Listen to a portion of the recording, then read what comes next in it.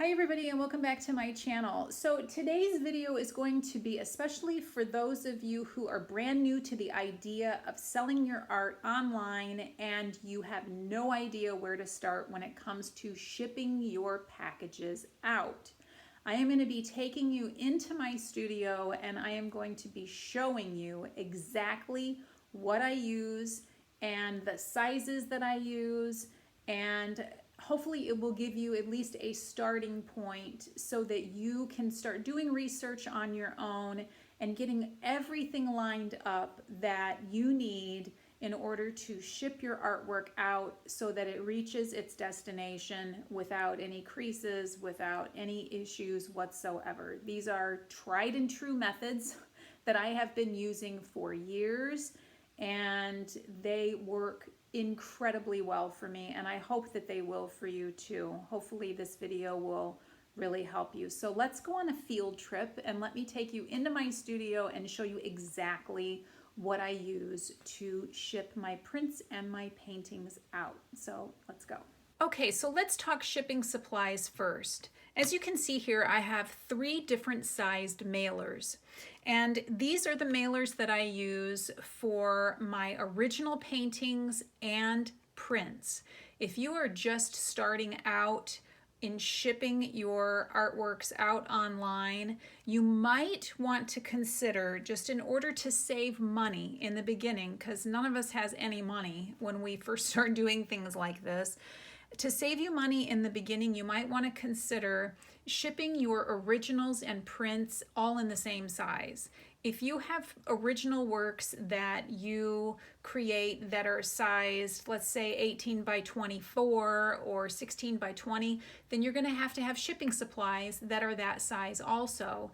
If you, in conjunction with selling originals, sell prints as well, and you sell prints in smaller sizes, then you're going to have to carry different sized shipping for both originals and prints. If you do them both around the same size, then you can use your shipping supplies interchangeably. So for this particular size, this will fit an 11 by 14 original painting and a print. I only have to carry one size mailer for both. Same goes for the other sizes. So that might be something that you want to consider. It works out great for me. It allows me to keep my overhead low, my inventory low, because I don't have to carry all these different sizes. I can just grab these 3 sizes, and I know that whether I do a print or an original painting, it will fit. So these are called rigid stay flat photo mailers. And if you Google this or if you go on eBay, it will come right up. I have been using these for years. These are fantastic to use. I have shipped out hundreds and hundreds of paintings and prints, and I can count on one hand when they have arrived at their destination either damaged or bent, and that has always generally been the fault of the postal carrier upon delivery. I have always found that to be the case. It's never been in transit. It has always been that the carrier will try to fold them in half and shove them into a mailbox or something like that, or they'll leave them like on the side of the mailbox in the rain. Someone contacted me a while ago and said that happened, which is very frustrating, but if you take precautions, you can still have your artwork arrive without any damage. And this has worked for me beautifully over the last several years. So I suggest that you look for these rigid stay flat mailers in various sizes. For my 11 by 14 print size and painting size, the size of this mailer is 12.75 by 15, in case you are interested. For my 8 by 10 prints and originals, the mailer size that I use is 9 by 11 and a half. I give just a little bit of wiggle room there because sometimes a customer will say, can you please not cut my print to size?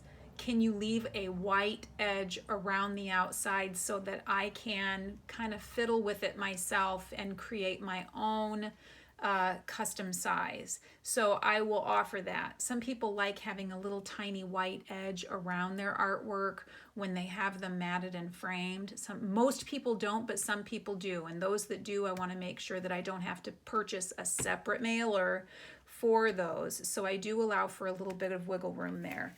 This third size here, this is for my 5x7 prints. I normally don't do paintings in this size, but I do sell quite a few prints in 5x7. The size of this mailer is 6x8 inches. So I work in these three sizes because I want to have different price points on Etsy. I want everybody to be able to afford a piece of my art. Not everybody wants an 11x14, but you know, they may want just a small 5x7 to give as a gift for somebody. So I always want to have these three sizes handy because these are three standard sizes that people can just purchase mats and frames right off the shelf, pop them in a frame, and get them up on the wall. So that's another reason why I use these three standard sizes. Okay, so the other thing that I use along with this is you're going to need backing board. And the backing board that I use also comes from eBay. Various sellers on eBay will sell them. Just make sure that you look for backing board that is 4-ply backing board. It is rigid. I mean, yeah, if you wanted to bend it, you could, but between this and this, it's a very stable, very sturdy way to ship your materials if you work with flat paper as your original artwork. So that works fantastic. And as you can see, mine is just a little bit smaller here because you want to be able to fit it in. This particular backing board is an 8x10. If I do come up with somebody who wants a particular size, who wants that white border around it, I will take one of my 11x14 mats and I'll cut it down to size instead of carrying a completely different size, because these comes generally in sets of 25, 50, or 100, and obviously the more you buy, the cheaper they will be. So you want to carry as little inventory as possible, but you want to get the maximum bang for your buck. So that's what also you need. And then the third thing that you need these. This right here is what saves my artwork more than anything, because paper is going to, if it's out in the rain, obviously this is not waterproof. It's going to get soggy. It is going to deteriorate if it's left out in the rain too long. These are the things that are going to save your artwork right here. These are called, they're called Polycello bags. Google it, search on eBay, these will come up. These come up in so many different sizes.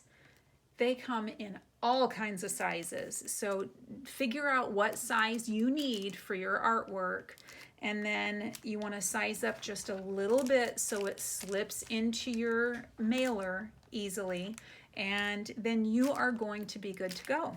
So I am just going to show you really quickly how I go about putting mine together.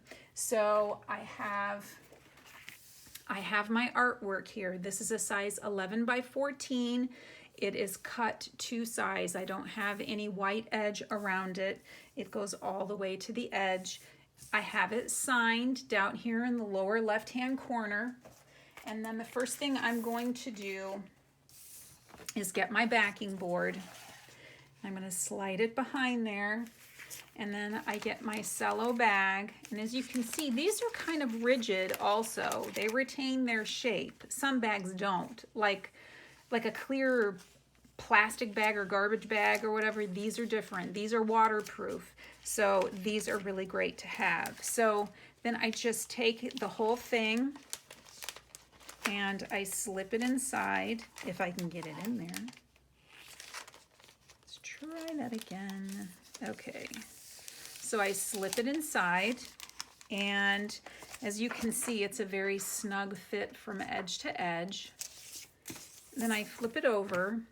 And then what I do next is more for personalization than anything else. I want my customers to feel special when I send them their prints or their original artwork. When they find me on Etsy, they have decided if they're going to make a purchase from me, they have chosen my work over a multitude of other artists on Etsy. They've chosen my work. So I want to thank them in these little tiny ways that will, I think, add up and make their purchase extra special, make them feel extra special. Because these are the people who are supporting you.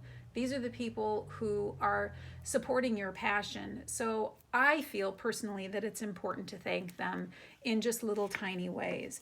The first way that I do that is I create these inserts that go in. Oh, I gotta get that glare. Yeah, there, we'll do it that way.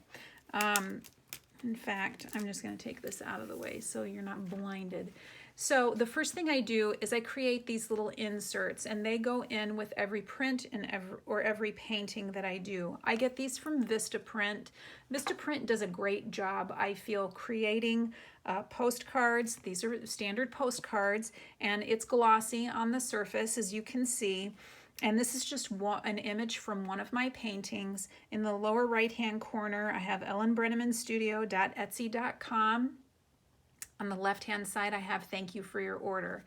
On the back side, I write out a personalized note for every customer that makes a purchase from me, whether it's a print or a painting.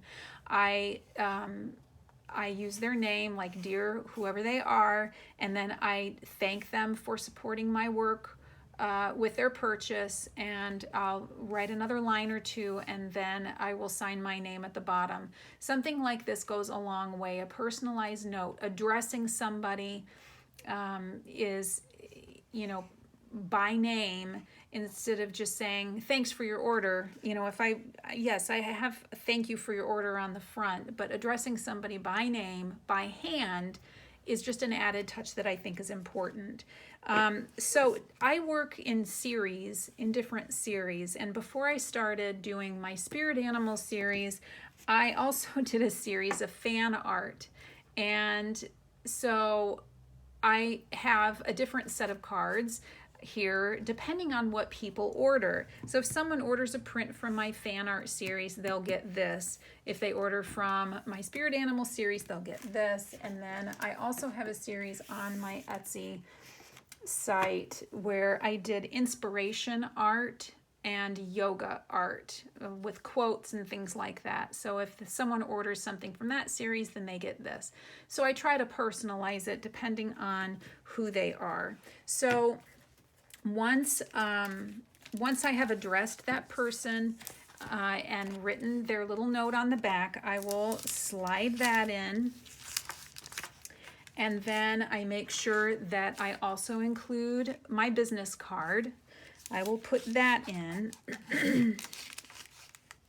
And then just for a moment, we're going to pretend that this is not a print. Oh, that glare. We're going to pretend that this is not a print, but an original painting. Okay, so let's say it's an original painting. If it is an original painting, then I will also include, this letter. I guess it's why I call it a letter. Anyway, it says, thank you for supporting my work with your purchase of my painting, comma, and then there's a line at the bottom, and then I fill in what the name of that painting is. So if this were an original painting, then I would put Spirit of Otter, which was what the name of that was. And then underneath that, I also put in here how to care for that particular artwork. So I'll just read it to you. It says, here are a few suggestions on how to care for and where to hang your newly purchased piece of art. Out of direct sunlight, on an interior wall, thereby reducing extreme temperature changes which can occur among exterior walls. Away from direct heat sources, fireplaces, heating vents, away from any areas that are prone to environmental changes such as attics or basements. Thank you for welcoming this piece into your home. Your support is a gift that allows me to continue creating, something I'm incredibly grateful for. Sincerely. And then I have a place to sign my name, and then my name here, and then I have my website down at the bottom. So I think it's extremely important to add something like this to an original piece of art. I don't know many artists that do this kind of thing. Do you guys do this? I would really love to know, because a lot of people don't know how to care for artwork once they get it. They just assume that they can put it anywhere under any condition and that will be fine. But if you want an original piece of art to last for a lifetime, you have to know how to take care of it. So this is one of those things that I always include with an original painting. Someone had asked me if I include a certificate of authenticity. I personally don't. I include this as well. If I were selling artwork, if I were selling originals that were hundreds and hundreds of dollars, excuse me, or thousands of dollars, I would definitely do that, because you want to set apart original art of that magnitude with a certificate of authenticity, just to make it even that much more special, because what the customer is getting is something that nobody else will have. But since I make my art more affordable, I tend not to, but it's really just a personal preference if you want to do that or not. So once I have that, if this is an original painting, then I will slip that in once I have filled this out. And then after that, I just go ahead and I put everything in. Let me go ahead and just slip that in. There is a little piece of, it's not really tape, but it's like this little tab that you pull away, and then it's sticky, and then you just fold it over and you slip it inside of the mailer. And then you have another little tab here that you pull and you flip it over. And then what I tend to do in addition, which I don't have, hang on, give me 1 second. Just to make it a little bit more personalized for my customers, I use this, this is just craft tape. But what I will do is, this will be sealed, and then I will take a piece of craft tape and I will just line it along the edge here, just to make it look really pretty. Now some people may say, well, that's just dumb. What are you doing that for? Because it's already sealed. You don't need to do that. I just do it because I want my customers to know that what they are receiving comes from a person. It comes from me, that I print their prints myself.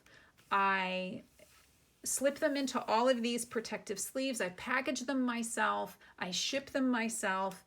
And when you add little tiny, just little things like this, little special added touches like this, it is just another reminder to your customers that what they're getting is coming from a real person. It's not coming from a warehouse. It's not coming from a shipping station, God knows where. This is coming from, from somebody who is an entrepreneur, who is a business owner, who handles everything that herself. And I just think that it creates the whole package. And I think it gives people an extra reminder that maybe they will come back for, because they like that little extra care that's given to them, to just remind them that it comes from a real person. So anyway, so that is what I do. When I'm done with that, then I will print out my label. You can either do that, depending on whether or not you use Etsy. Etsy will you can upload your label onto your computer and then print it out on your printer, cut out the label, and then just put it on the front. Or you can use a thermal printer, which is what I have. I use a Rollo thermal printer, and which just spits out labels that have sticky on the back. That way you just peel them off and slap them down and they're ready to go. So anyway, that is how I do my shipping process, how I prepare my stuff to ship. And so let's go ahead and go, I'll take you back down into the sunroom where I began this long video, and we will wrap things up. Okay guys, so I hope you found this video helpful. Emmy is ready for her dinner, so I'm gonna wrap this up quick. This has been a long video, so I'm sure that you're probably grateful that she's come in to help me shorten this up just a little bit. I hope that you found this video helpful. I hope that you were able to gain some insight on how to ship your prints. If any of you have any additional pieces of information, those of you artists who've been doing this a while and you do something special with yours, I would love to know. Would you please post a comment below and let me know what you do to make your prints, shipping your prints and your paintings out a little bit extra special for your customers. I think that that would really be a great thing that would give all of us a little bit more inspiration. So if you liked this video, please give it a thumbs up. Let me know that you liked it so that I know that I'm providing the content that you want to see. And I look forward to seeing you guys in my next video. So take care and I'll see you soon. Bye-bye.